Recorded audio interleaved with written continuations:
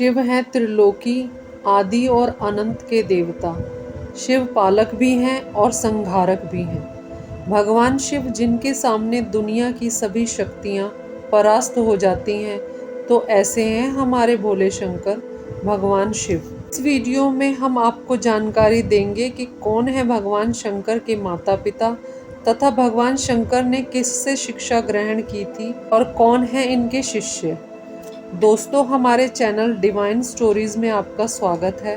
दोस्तों, आपसे अनुरोध है कि अगर आपको हमारे वीडियोस पसंद आ रहे हैं तो हमारे चैनल को सब्सक्राइब करें तथा बेल आइकन अवश्य दबाएं ताकि आपको हमारे आने वाले वीडियोस की नोटिफिकेशन मिलती रहे। दोस्तों, शिव पुराण की एक कथा के अनुसार भगवान शिव को स्वयंभू माना गया है। इसके अनुसार भगवान शिव का जन्म स्वयं ही हुआ था। इनके ना कोई पिता हैं ना माता। शिव पुराण के अनुसार शिव जी पंच तत्व से भी परे हैं। इनको मृत्यु का भी भय नहीं है क्योंकि इनकी मृत्यु नहीं हो सकती। दोस्तों, विष्णु पुराण की एक कथा के अनुसार भगवान विष्णु के माथे से निकलने वाले तेज के कारण भगवान शिव तथा उनकी नाभि से निकलने वाले कमल नाल से ब्रह्मा जी की उत्पत्ति हुई थी। दोस्तों, कुछ प्रचलित कथाओं में ब्रह्मा जी को भगवान शिव का पिता बताया गया है। तो आइए हम आपको इस विषय में विष्णु पुराण की एक पौराणिक कथा बताते हैं। इस कथा के अनुसार जब पूरी सृष्टि जलमग्न थी, कोई भी प्राणी नहीं था, तब भगवान विष्णु ही अपने शेषनाग पर बैठे हुए जल सतह पर नजर आ रहे थे तथा उनकी नाभि से निकली कमल नाल से ब्रह्मा जी प्रकट हुए। दोस्तों, जब भगवान विष्णु और ब्रह्मा जी इस सृष्टि से संबंधित बातें कर रहे थे, तब भगवान शिव प्रकट हुए, परंतु ब्रह्मा जी ने उन्हें पहचानने से इनकार कर दिया। इस कारण शंकर भगवान रूठ गए। भगवान विष्णु इस बात से भयभीत हो गए और उन्होंने अपनी दिव्य शक्ति की मदद से ब्रह्मा जी को शिव की याद दिलाई।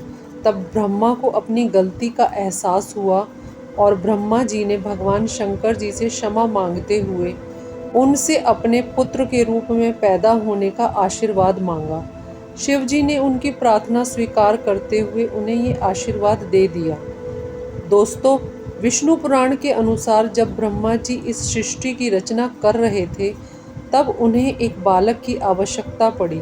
तब ब्रह्मा जी को भगवान शिव के आशीर्वाद की याद आई और उन्होंने तपस्या की।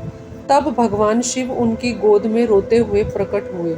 ब्रह्मा जी ने उस बालक से रोने का कारण पूछा तो बालक ने बड़ी ही मासूमियत से कहा कि उसका कोई नाम नहीं है, इस कारण वह रो रहा है। तब ब्रह्मा जी ने रोते हुए बालक का नाम रुद्र रख दिया, जिसका मतलब है रोने वाला। परंतु इसके बाद भी वह बालक चुप नहीं हुआ, तो ब्रह्मा जी ने उसे दूसरा नाम दिया शर्व। बालक फिर भी चुप नहीं हुआ, या यूं कहे बालक शिव को अपने यह नाम पसंद नहीं आए, तो ब्रह्मा जी ने उसे दूसरा नाम दिया। इस तरह भगवान शिव को 108 नाम दिए गए, जैसे उग्र, पशुपति, महादेव, ईशान आदि। और शिव पुराण के अनुसार यह नाम पृथ्वी पर लिखे गए थे। मित्रों, भगवान शिव के जन्म से संबंधित एक कथा बहुत ही ज़्यादा प्रचलित है, जिसके अनुसार एक बार भगवान विष्णु और ब्रह्मा जी के बीच में बहस छिड़ गई कि सबसे महान कौन है। और जब भगवान विष्णु और ब्रह्मा जी बहस कर रहे थे, तो एक जलते हुए खंभे के रूप में महादेव उनके बीच में प्रकट हुए, परंतु वे दोनों ही इस रहस्य को नहीं समझ पाए। तभी जोर से एक आवाज़ आई कि जो इस खंभे का छोर ढूंढ लेगा वही सबसे महान कहलाएगा। ऐसा सुनते ही ब्रह्मा जी ने एक पक्षी का रूप धारण किया और खंभे का ऊपरी छोर ढूंढने निकल गए। साथ ही भगवान विष्णु ने वराह का रूप धारण किया और खंभे का निचला छोर ढूंढने निकल गए। बहुत देर तक खोजने के बाद भी दोनों में से किसी को छोर नहीं मिला और दोनों ने ही हार मान ली और वापस आ गए।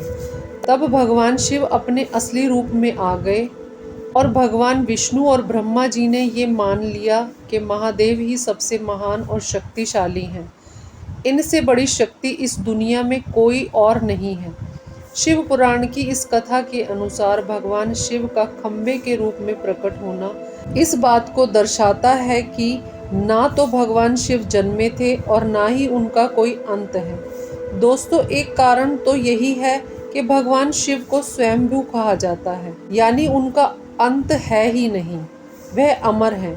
दोस्तों, इसके अतिरिक्त भगवान शिव के जन्म के संबंध में श्रीमद् देवी महापुराण में एक कथा का वर्णन है।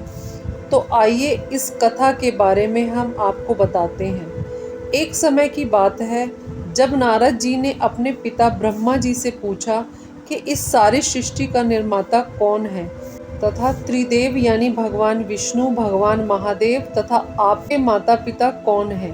तब ब्रह्मा जी ने नारद जी को इस विषय में बहुत ही चौंकाने वाली बातें बताईं।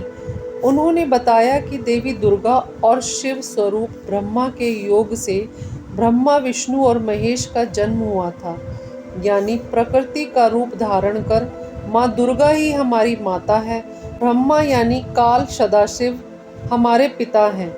दोस्तों, पुराणों में वर्णित एक कथा के अनुसार एक बार भगवान विष्णु और ब्रह्मा जी में बहस छिड़ गई कि कौन किस से श्रेष्ठ है, या कहें कि कौन किसका पिता है। ब्रह्मा जी ने कहा कि सृष्टि को मैंने ही बनाया है और मैं ही प्रजापिता हूँ, जिसके जवाब में भगवान विष्णु ने कहा कि मैं आपका पिता हूँ क्योंकि आप मेरी नाभि से निकले हुए कमल से पैदा हुए हैं।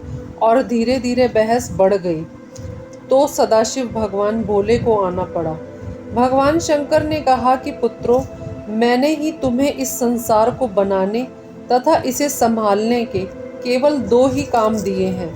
इसी प्रकार मैंने शंकर और रुद्र को संहार और तिरोगति के कार्य दिए हैं।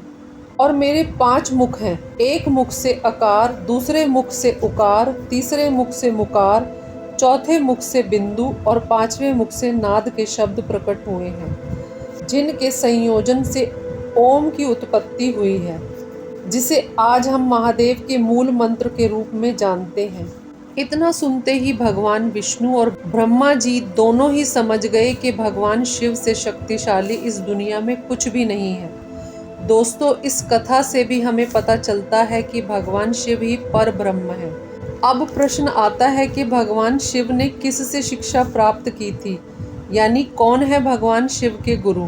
तो दोस्तों, इसका जवाब है भगवान शंकर और ब्रह्मा जी इस जगत के प्रथम गुरु हैं, जिन्होंने इस संसार में गुरु शिष्य की परंपरा की शुरुआत की थी।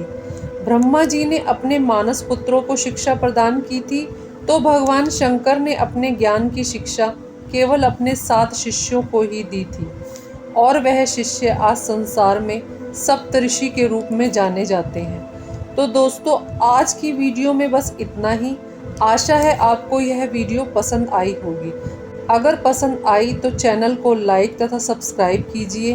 देखने के लिए धन्यवाद। तो जय श्री राम मित्रों।